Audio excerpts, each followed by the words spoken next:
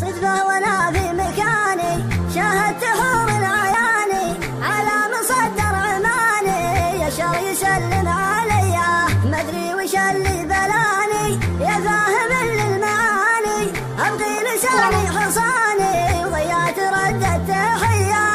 زين سمر رماني ثم ارتكب المحاني وقفة وقلبي يعاني من غير ذنب وخطية شفته وهز الكياني ابو اللثام اليماني من بعد حمر المجاني روحت اصفق يديا يا نان تكفى تراني قتلي ليالي يعاني على ولي في جثاني وخلى حياتي شقية صدفة وانا في مكاني شاهدت حور العياني على مصدر عماني يا شر يسلم عليا ما ادري وش اللي بلاني يا فاهم للمعاني ابغي لساني حصاني